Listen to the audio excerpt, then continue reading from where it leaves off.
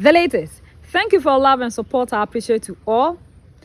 We said what men can do, women can do it and even do it better. But the men always say, no, we cannot do it.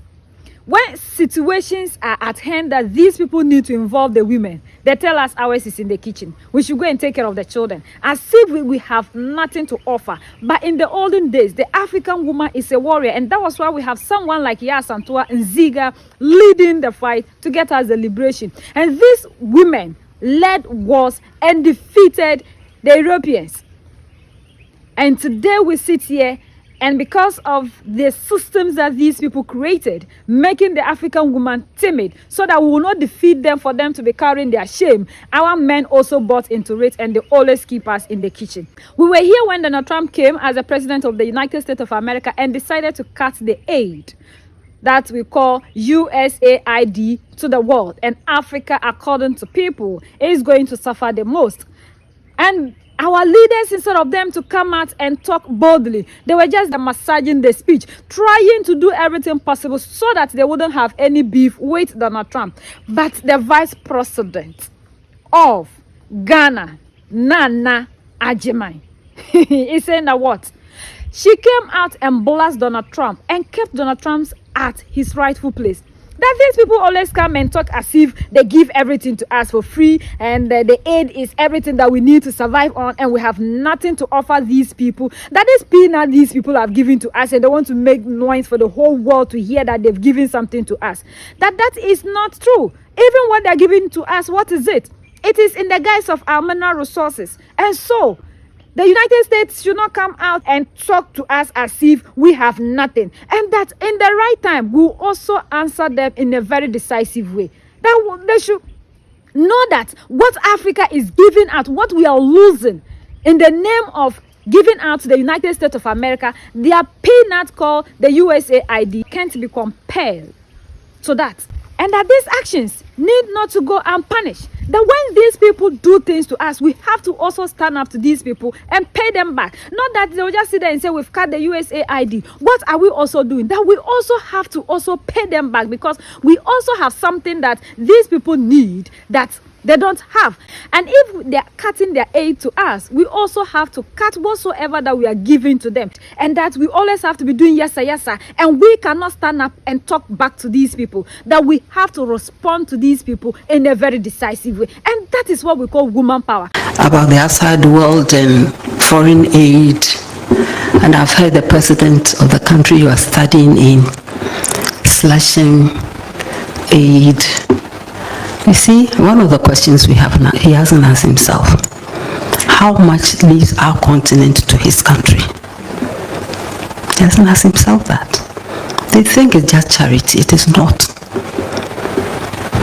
At the right time, we'll also take action. And it will not be funny.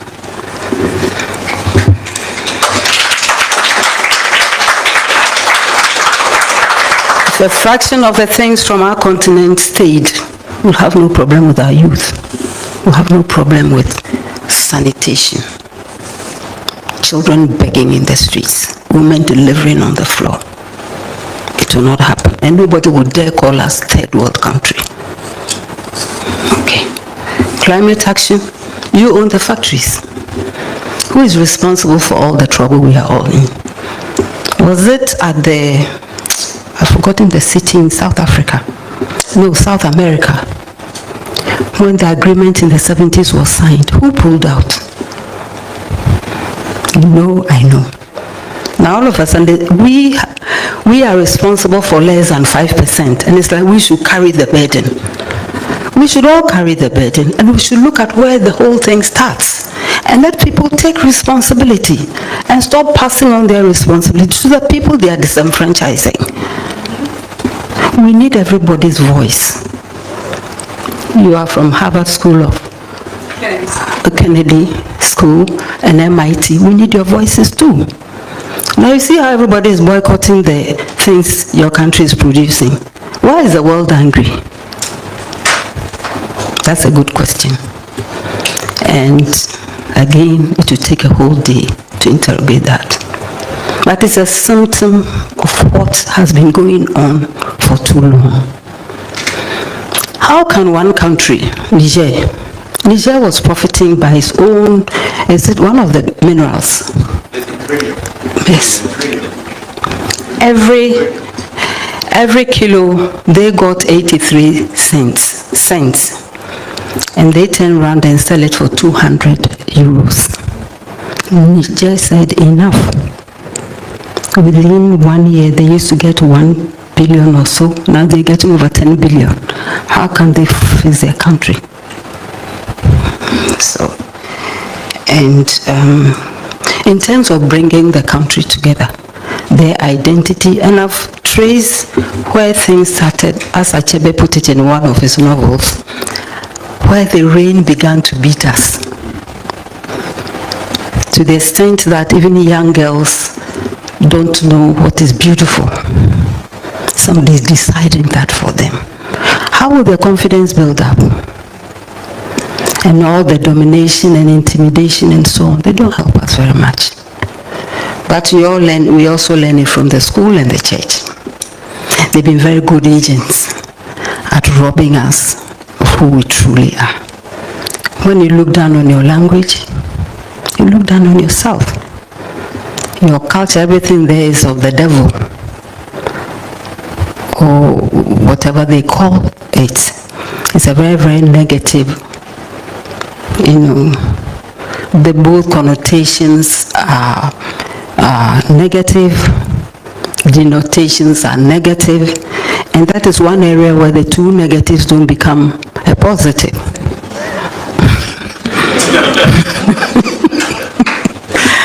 So it's something we need to strive at.